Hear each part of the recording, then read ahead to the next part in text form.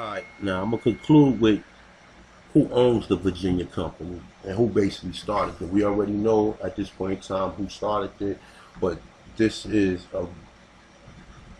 basically a pretty in-depth article on it. I'm not saying everything on here is true, but we can link together what basically connects to the Virginia company and Jamestown and everything else. All right.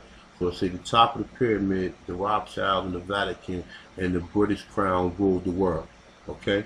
So this is a very interesting article. A lot of us know a lot of this stuff, but now we can connect this to Jamestown, the Virginia company. So all right. So I want to read a couple of parts of this that I already reviewed, and I'm gonna come back to something else that applies to us. See,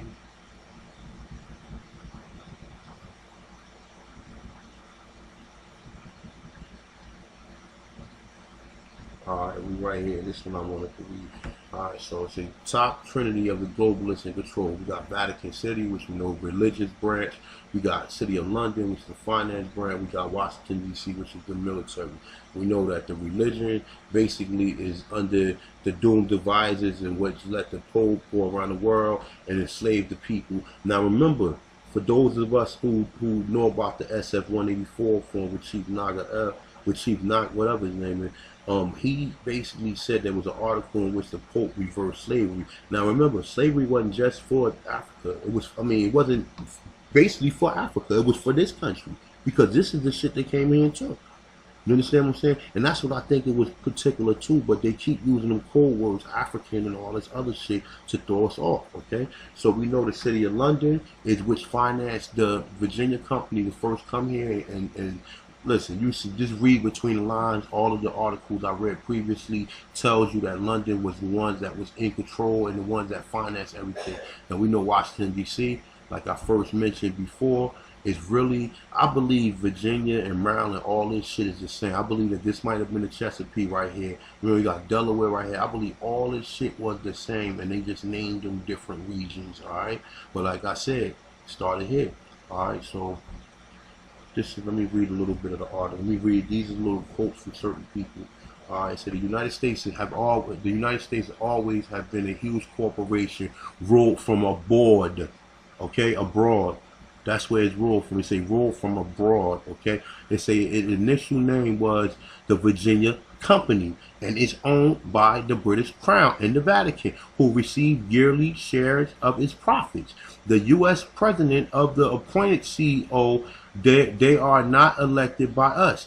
It say, and their allegiance is to the board of directors, not to American citizens, which is the Aborigines. It say we are seen as employees of the company, and voting is designed as a distraction meant to offer us illusion that we have a say in this. Now check this out. All this shit connects to here. Okay, they say in 1606, King James set up the Virginia Company, which was granted royal authority to begin settlements in the province of Virginia.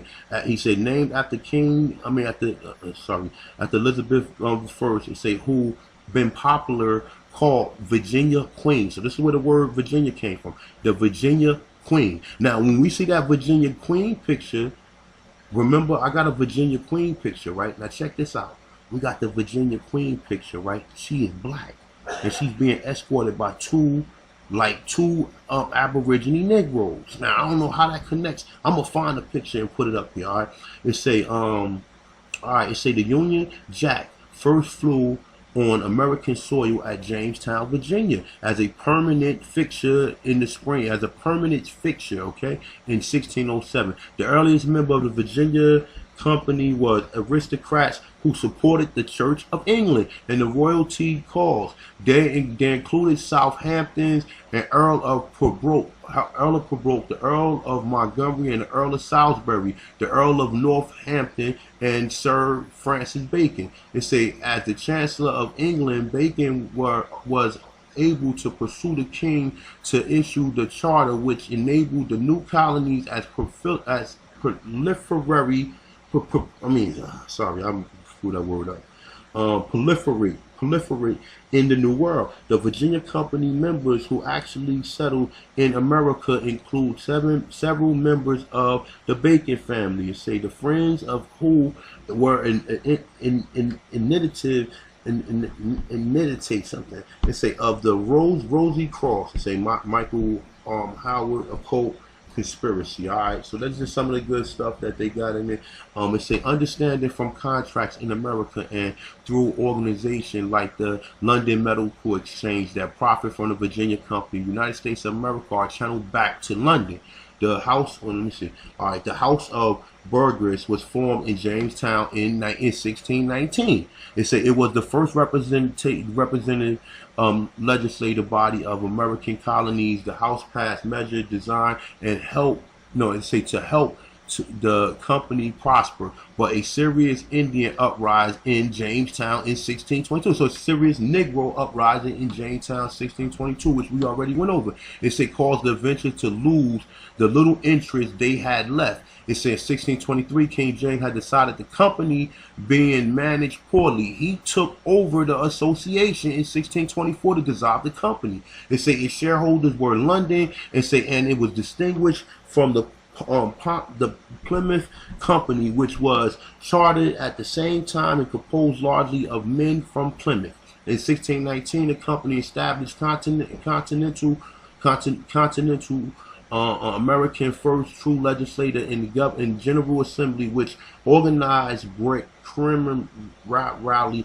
It consisted of the government of his council named by the company in England, and House of Burghers, made up 2 burghers from each of the 4 boroughs and 7 plantations. That's why when you read it, all the plantations was from the 13 colonies. Okay, all the plantations. That's when you hear the word plantation come up from them. And then also a key thing, like we know cotton. We know the reason, like they didn't know cotton was here first. And listen, man, let me just keep going. I don't want to go off first.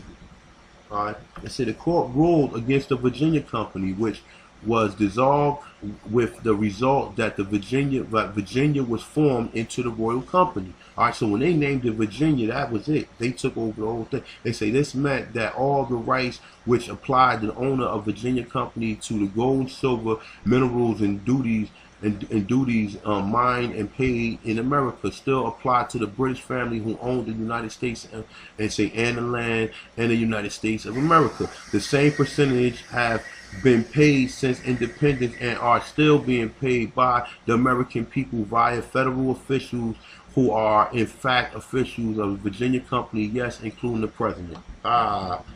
Okay. It say these are just quotes from certain people. Some of this stuff you already know. It say, all right, it say, but yet another twist. Who owns the assets apparently owned by the Virginia Company? Answer, the Vatican. It say after the original 13 again, they say American colonies won their independence, and their independence country was formed after 1783. The Virginia Company simply changed its name to the United States. They say you see there are 2, the USA, the USA. They say, or rather the USA and the US lowercase s. I mean lowercase u, lowercase s, capital A. They say the United States of America, they say with the lowercase u and the lowercase s are the lands of various states. These lands, they say, as we've seen, are still owned by the British Crown as the head of the old Virginia Company, although there is something to add about this moment. Okay? They say, it's a long, interesting article, man. Let me see. All right, it say then there was the United States of America, capital U.S. and capital U, capital S, which is the 68 square miles of the land, which is Potomac River. Now